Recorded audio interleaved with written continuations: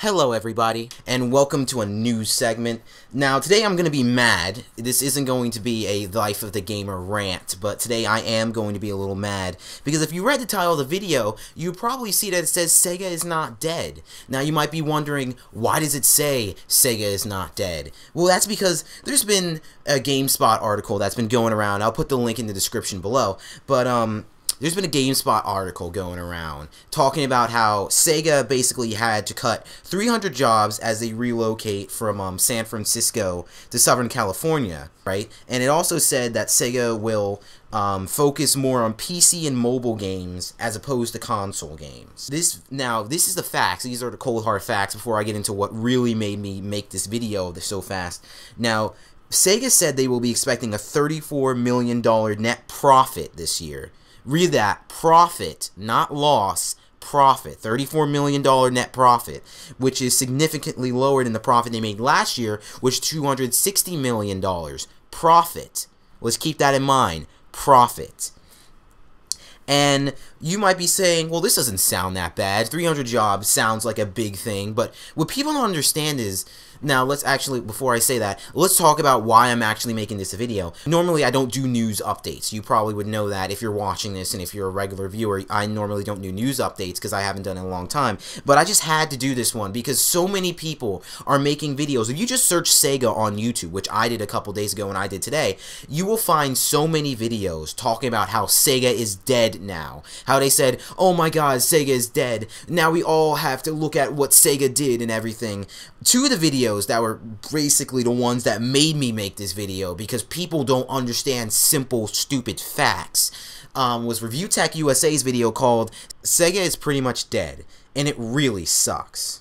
And basically Review Tech USA was saying, I remember in like every single video that's ever covered this topic, it said like, I remember when Sega was a giant dynamo and they used to be as synonymous with games as Nintendo. And like Review Tech USA says like, well, Sega's basically dead, guys. They're basically dead, we're done.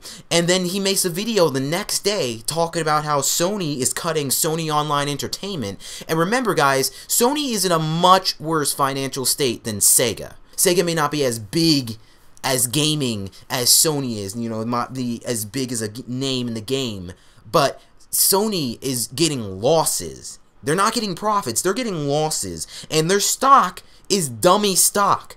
Their stock has been dummy stock. They're so valueless in their stock that they're actually declared dummy stocks. As financially last year, not even this year, last year. This is happening to Sega now.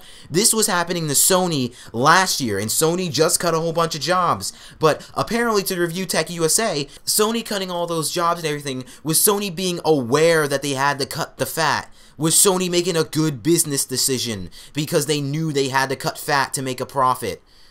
You see what I'm saying here? The hypocrisy here is not even funny, how stupid it is between people. And not even that, the worst one I have seen had to have been Zoomin TV Games' video. That was the worst one I've seen. It was literally a blonde bimbo on Steam, you know, shortcut shirt, obviously. And she was basically talking about Sonic and Sega, and she had no idea what she was talking about. She was saying, yeah, Sonic games haven't been good since the 2D times, which you might hear from some hardcore Sonic fans, but she says, oh yeah, I'm really into platformers, and the 3D net ones never really struck me as platformers, even though they're 3D platformers. She goes on to say things such as, you know, Sonic and the Secret Rings and Sonic and the Black Knight were good story games, I guess.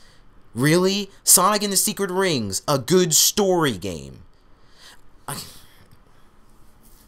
She also uses Sonic Generations in her intro, and this isn't a commentary, so I'm not showing any of their footage, because, you know, frick that. Like, she also showed Sonic Generations, a trailer for Sonic Generations, in her opening, right? Before she starts talking about her topic, and her topic obviously started off with comments that had nothing to do with what she was talking about, and it also started off with her recollection of Sega in the olden days, because they all do that for whatever reason. And basically, she starts saying things like, the last commercial success for Sonic was Mario and Sonic at the Olympic Games, and Sonic and Sega All-Stars Racing Transformed. That's when you know this person knows nothing about Sonic, because any Sonic fan will tell you the last commercial success for Sonic the Hedgehog was Sonic Generations, obviously, without a doubt. But obviously, she didn't do her research. And then she uses Sonic 06 as, oh yeah, Sonic games are bad nowadays, even though, as we said, Sonic 06 is in 2006. It's 2015 now, guys. And even though she said that Sonic Boom was an effing atrocity, she doesn't go on and say that Sonic Generations was good. She says Sonic Lost World was mediocre, which it's not. Sonic Lost World may be a little bit bad. It may be bad, I'll give you that. But it's not a mediocre Sonic game. It's not as bad as Sonic Boom. And it definitely isn't as bad as Sonic 06. So obviously she didn't know what she was talking about. I obviously disliked that video. That wasn't even funny. I could do a commentary and basically refute every one of her points, but I'm not going to do that because I'm not a commentator, nor do I want to be a commentator.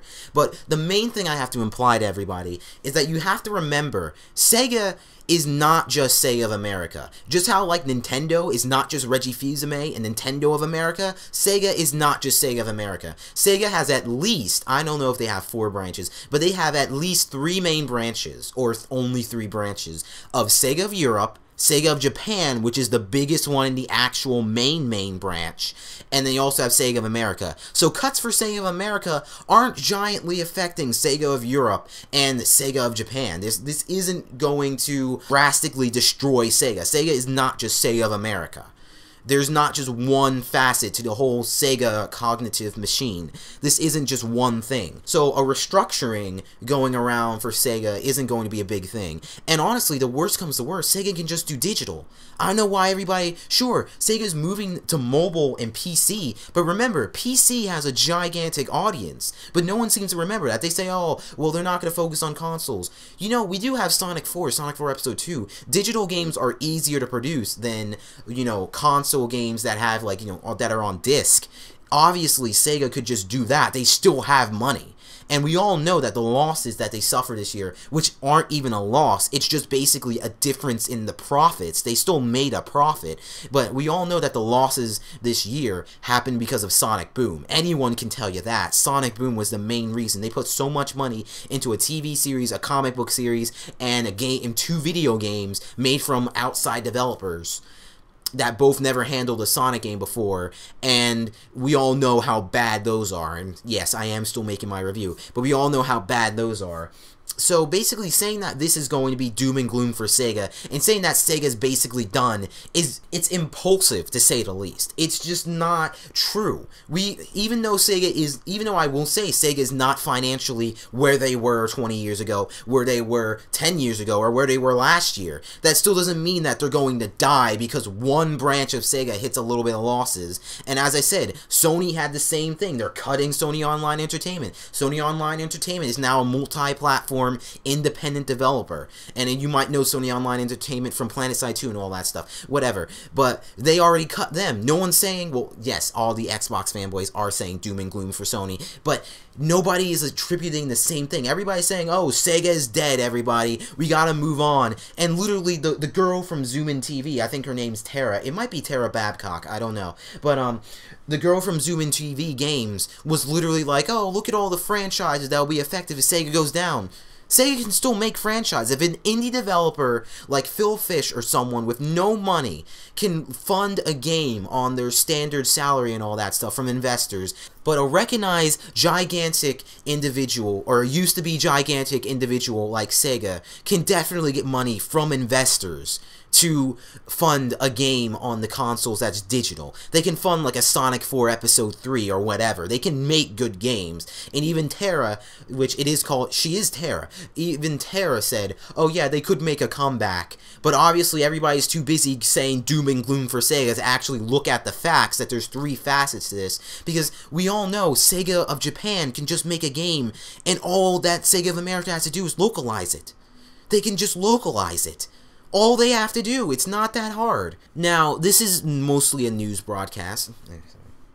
Now, as I said, this is not a rant, this is mostly news. So let's cover a different news subject. Not covering the Nintendo partnership, because I think too many people have done that. It's a little bit too late to comment on that, and I had to do this whole Sega is not dead thing, because everybody's been saying Sega is dead. They're not. Here's another bit of Sega news that's actually Sega moving forward. The new Sonic Runners trailer, which I am showing in its entirety, because, you know, Sega's not really going to take me down. There's already people that have done it. There is a new trailer release for Sonic Runners, which is basically a mobile game, which honestly I don't know why everybody's making a gigantic fuss about. It's just a mobile game. I don't know if this is going to be like a 2D Sonic Dash. From the way it looks like a 2D Sonic Dash, but we haven't seen any gameplay. I'm honestly not going to keep covering it after this trailer. I just decided that I might as well, you know, so this is not a rant, put another thing in, because why, guys, why are we saying doom and gloom? Really, why are we saying doom and gloom when Sega's obviously making a profit? Like, even the GameSpot article says Sega's making a profit. They're not making losses. This isn't a $34 million loss.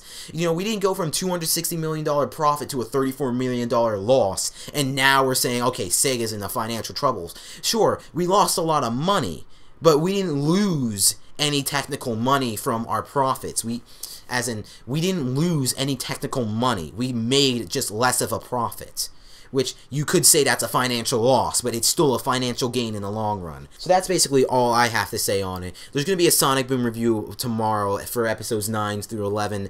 The trailer is going to be right after I'm done talking, and then there's going to be the outro. And there's also going to be a blind run Monday. So see you then.2015年、誰にも止められない疾走が帰ってくる。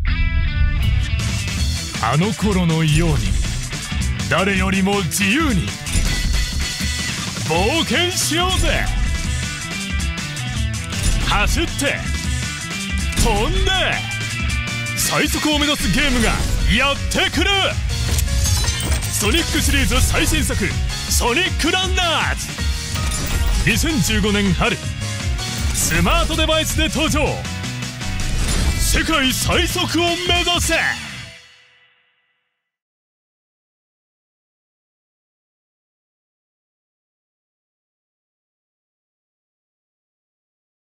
Get the gameplay. Oh, whoa, whoa, whoa. Be careful. Whoa. Rated P for, rated G. Wait, no, rated R.